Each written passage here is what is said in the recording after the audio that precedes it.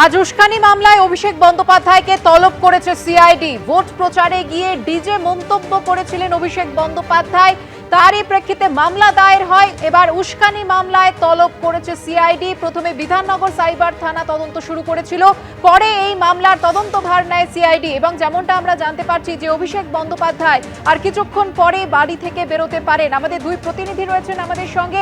অভিষেক বন্দ্যোপাধ্যায়ের কালীঘাট রোডের বাড়ির সামনে থেকে রয়েছেন সন্দীপ সরকার এবং অন্যদিকে ভবানী ভবনের সামনে থেকে রয়েছেন পার্থপ্রতিম ঘোষ। আমি চলে যাব শুরুতেই সন্দীপের কাছে। সন্দীপ, এই মুহূর্তে কি কোনো তৎপরতার ছবি দেখতে পাচ্ছ বাড়ির সামনে?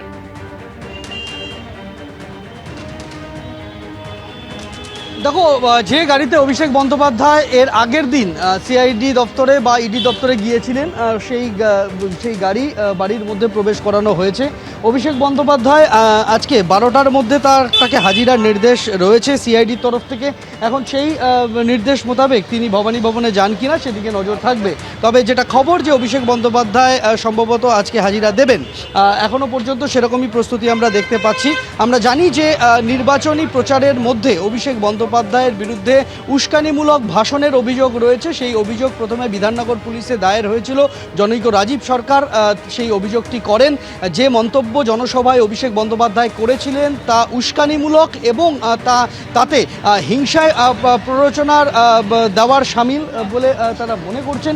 এবং সেই মর্মে অভিযোগ পাওয়ার পর বিধাননগর পুলিশের সাইবার সেল তার তদন্ত শুরু করে। পরবর্তীতে তদন্তভার যায় সিআইডির হাতে এবং তারপর সিআইডি গত শুক্রবার নোটিশ পাঠায় অভিষেক বন্দ্যোপাধ্যায়কে। আজকে তার 12টার সময় হাজির হওয়ার কথা রয়েছে ভবানী ভবনে। এখন তারই প্রস্তুতি আমরা দেখতে পাচ্ছি। অভিষেক বন্দ্যোপাধ্যায়ের বাড়ির ভেতরে গাড়ি প্রস্তুত করা হয়েছে। হয়তোবা তিনি আর কিছুক্ষণের মধ্যে বেরোবেন, কেননা গতকালও তিনি ইডির হাজিরায় সহযোগিতা করেছিলেন এমনটা তিনি দাবি করেন।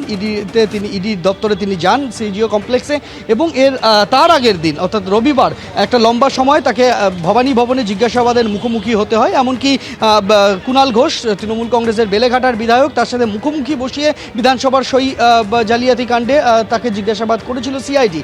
যদিও হাইকোর্টের রক্ষা কবচ রয়েছে, সেই যে মামলায় বিধানসভার সই জালিয়াতি কাণ্ড, সেই মামলায় হাইকোর্টের রক্ষা কবচ রয়েছে তার গ্রেপ্তারির ক্ষেত্রে। এখন দেখার বিষয় এটাই যে আজকের এই যে হাজিরার নির্দেশ, সেই হাজিরার নির্দেশ অভিষেক বন্দ্যোপাধ্যায় পালন করেন কিনা, কেননা 12টার মধ্যে তাকে হাজির হতে হবে। 11:30 বেজে গিয়েছে। আমরা দেখতে পাচ্ছি যে তার গাড়িকেও প্রস্তুত রাখা হয়েছে। এখন কতক্ষণে তিনি বাড়ি থেকে বের হন সেদিকে আমাদের নজর রয়েছে। একেবারে সন্দীপ, তুমি আমাদের সঙ্গে থাকো, পরিস্থিতির দিকে নজর রাখতে থাকো তুমি। আর এবার আপনাদের শোনাবো যে মন্তব্যের পরিপ্রেক্ষিতে এই মামলা। ভোট প্রচারে গিয়ে অভিষেক বন্দ্যোপাধ্যায় ঠিক কি বলেছিলেন দেখুন। 4 তারিখ মমতা বন্দ্যোপাধ্যায় যতই উদার হোক, আরামবাগের স্টিয়ারিং আমার হাতে থাকবে।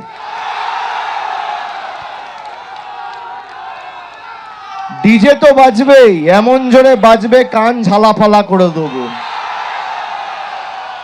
তোমরা যে ভাষায় বোঝো বন্ধু, অভিষেক ব্যানার্জি সে ভাষায় জবাব দিতে জানে। মমতা ব্যানার্জি বদলা নয় বদল চাই বলেছিল। মমতা বন্দ্যোপাধ্যায়ের এটা ভুল। 4 তারিখ জবাব হবে। অভিষেক বন্দ্যোপাধ্যায় এই মন্তব্যের পরিপ্রেক্ষিতেই মামলা দায়ের হয় এবং সিআইডি আজকে তলব করেছে অভিষেক বন্দ্যোপাধ্যায়কে। যেমনটা আমরা জানতে পাচ্ছি কিছুক্ষণের মধ্যেই অভিষেক বন্দ্যোপাধ্যায় তিনি বাড়ি থেকে বেরোতে পারেন। এইবার এই সরাসরি চলে যাব ভবানী ভবনের সামনে। আমাদের প্রতিনিধি পার্থপ্রতিম ঘোষ রয়েছেন। পার্থপ্রতিম, আজ সিআইডি কোন কোন প্রশ্ন করতে পারে অভিষেক বন্দ্যোপাধ্যায়কে জিজ্ঞাসাবাদ চলাকালীন? দেখো, মূলত যে অভিযোগটা হয়েছে সেই অভিযোগের পরিপ্রেক্ষিতেই কিন্তু প্রশ্ন করবে সিআইডি আধিকারিকরা। মূলত অভিযোগপত্রে যে বিষয়ে উল্লেখ করা হয়েছে যে অভিষেক বন্দ্যোপাধ্যায় যে বক্তব্য রেখেছেন, সেই বক্তব্য হচ্ছে উত্তেজনাপূর্ণ বক্তব্য তিনি প্রদান করেছেন, উস্কানিমূলক এবং বিভাজনমূলক এই যে বক্তব্যগুলো রেখেছেন। এবং সেই বক্তব্যের পরিপ্রেক্ষিতে তুমি জানো বেশ কয়েকটা ধারায় মামলা হয়েছে অভিষেক বন্দ্যোপাধ্যায়ের বিরুদ্ধে। এবং সেই মামলার পরিপ্রেক্ষিতে প্রথমে অভিযোগকারী অভিযোগ দায়ের করে বাগুইআটি থানা এবং তারপরে বিধাননগর সাইবার পিএসে এফআইআর হয় এবং সেই মামলা সিআইডি গ্রহণ করেছে। এবং ইতিমধ্যেই তুমি দেখেছো যে সিআইডির তরফ থেকে অভিষেক বন্দ্যোপাধ্যায়কে গিয়ে নোটিশ দেওয়া হয় এবং আজকে দুপুর 12টার সময় ভবানী ভবনে হাজির হওয়ার জন্য নির্দেশ দেওয়া হয়েছে। ইতিমধ্যে এই মামলার যারা তদন্তকারী অফিসার রয়েছেন গোয়েন্দারা, তারা ইতিমধ্যে ভবানী ভবনে এসে উপস্থিত উপস্থিত হয়েছেন ভবানী ভবনের বাইরে যে নিরাপত্তা বিষয়টা সেটাকেও জোরদার আঁটাসাঁটা করা হয়েছে।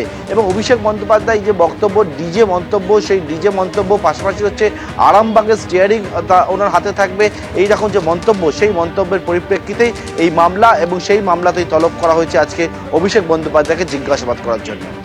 একেবারে পার্থপ্রতিম, তুমি আমাদের সঙ্গে থাকো। মামলাকারী যিনি মামলা করেছেন তিনি কি বলছেন শুনুন। না, এটা তো হওয়ার ছিল, এটা আরও আগে হলে ভালো হতো, অনেকদিন লেট হয়ে গেছে। গতকাল আমি যা খবর পেয়েছি, গতকাল নাকি সিআইডি এটাকে টেক আপ করেছে, তো আশা করছি ভালো কিছুই হবে, খারাপ তো কিছু হবে না। যে হুমকিগুলো একজন এমএলএ মানে এমপি বা এমএলএ যেই হোক, সে কখনো এরকম প্রকাশ্যে এরকম কোনো ভাষণ দেওয়াটা তার পক্ষে সাজায় না, তার মুখে এগুলো ঠিক মানায় না। এটা যে কোনো এমপি বা যে কোনো এমএলএর জন্য একই প্রযোজ্য। তো আমি সেটাই কমপ্লেন করেছি। ভোট প্রচারে গিয়ে উস্কানিমূলক মন্তব্য করেছেন তিনি, আর সেই অভিযোগের প্রেক্ষিতেই মামলা দায়ের হয়। সেই মামলাতেই অভিষেক বন্দ্যোপাধ্যায়কে আজ সিআইডি তলব করেছে। বেলা 12টায় তাকে হাজিরা দিতে বলা হয়েছে। চলে যাব সরাসরি আমাদের প্রতিনিধি সন্দীপ সরকারের কাছে। সন্দীপ, এই মুহূর্তের ছবি। দেখো, এখনো অভিষেক বন্দ্যোপাধ্যায় বাড়ি থেকে বের হননি, তাকে 12টার মধ্যে হাজিরার নির্দেশ দেওয়া রয়েছে। এখন আমরা দেখেছি যে এর আগের দিন যখন সিআইডিতে তিনি গিয়েছিলেন, সেই সময়ও তিনি 12টা বাজার আগেই তিনি সেখানে প্রবেশ করেন এবং তারপর থেকে একটা লম্বা সময় তাকে ভবানী ভবনে জিজ্ঞাসাবাদের মুখোমুখি পড়তে হয়। তার মধ্যে একটা ছিল মুখোমুখি বসিয়ে জেরা তৃণমূল বিধায়ক কুণাল ঘোষের সঙ্গে। এখন এই যে মামলাটা, এটা হচ্ছে হুমকি দেওয়া, এখানে জনসভায় প্ররোচনামূলক ভাষণ দেওয়া, সেই সংক্রান্ত মামলা। এর আগের দিন যখন অভিষেক বন্দ্যোপাধ্যায় ভবানী ভবন থেকে তার কালীঘাটের বাড়িতে ফেরেন, সেই দিন তাকে এই নিয়ে প্রশ্ন করা হয়েছিল। তিনি কিন্তু স্পষ্ট সেদিন বলেছিলেন যে এই ধরনের অভিযোগ তার বিরুদ্ধে আনা হচ্ছে, সেই অভিযোগ হচ্ছে উদ্দেশ্য প্রণোদিত অভিযোগ। এবং এক্ষেত্রে তিনি আরও বিজেপির কয়েকজন শীর্ষ নেতার নাম করেছিলেন যে তার ভাষণ যদি প্ররোচনামূলক হয়ে থাকে তাহলে তাদের ভাষণটাও কিন্তু তদন্তের আওতায় আসা উচিত। এ ধরনের মন্তব্য আমরা দেখেছিলাম অভিষেক বন্দ্যোপাধ্যায়কে করতে। এখন দেখার বিষয় এটাই যে আজকে সেই মামলা, যে মামলায় গত শুক্রবার নোটিশ ধরানো হয়েছিল তাকে, সেই মামলায় আজকে তাকে তলব করা হয়েছে। অভিষেক বন্দ্যোপাধ্যায় যান কিনা সেদিকে নজর থাকবে। শুধু ওই জনসভায় নয়, একাধিক জনসভায় তিনি উস্কানিমূলক মন্তব্য করেছেন, এমনটাই কিন্তু অভিযোগ উঠেছে। আমরা দেখতে পাচ্ছি যে গাড়ি প্রস্তুত রাখা হয়েছে, তার যে ব্যক্তিগত নিরাপত্তা রক্ষী যারা রয়েছেন তারা প্রস্তুত রয়েছেন। ঘড়ির কাঁটায় এখন 11:37, 12টার মধ্যে তাকে হাজির হতে বলা হয়েছে। অভিষেক বন্দ্যোপাধ্যায়ের বাড়ির সামনে প্রস্তুতি বলতে এটাই, তার গাড়ি রেডি করা হয়েছে। পুলিশ কর্মীরা যারা তার নিরাপত্তা দেন তারাও প্রস্তুত রয়েছেন। অভিষেক বন্দ্যোপাধ্যায় কখন বাড়ি থেকে বের হন সেদিকেই সকলের নজর রয়েছে। সন্দীপ, তুমি আমাদের সঙ্গে থাকো। পাশাপাশি দু জায়গার ছবি আপনাদের সামনে তুলে ধরছি। অভিষেক বন্দ্যোপাধ্যায়ের কালীঘাট রোডের যে বাড়ি, সেখানে দেখা যাচ্ছে যে অভিষেক বন্দ্যোপাধ্যায়ের গাড়ি একেবারে বাড়ির ভেতরে রয়েছে, প্রস্তুত রয়েছে গাড়ি। এবং যেমনটা জানা যাচ্ছে, অভিষেক বন্দ্যোপাধ্যায় আজ ভবানী ভবনে হাজিরা দিচ্ছেন। বেলা 12টায় ভবানী ভবনে হাজিরার নির্দেশ দেওয়া হয়েছে অভিষেক বন্দ্যোপাধ্যায়কে উস্কানি মামলায়। অন্যদিকে ভবানী ভবনের সামনে ছবিটা আপনারা দেখতে পাচ্ছেন, সেখানে সিআইডির আধিকারিকেরা তারা অপেক্ষা করছেন অভিষেক বন্দ্যোপাধ্যায় আসার জন্য। জিজ্ঞাসাবাদের জন্য বেশ কিছু প্রশ্ন কিন্তু প্রস্তুত করে রাখা হয়েছে। যে ডিজে মন্তব্য করেছিলেন অভিষেক বন্দ্যোপাধ্যায়, সেই মন্তব্যের প্রেক্ষিতেই কিন্তু আজকের এই জিজ্ঞাসাবাদ।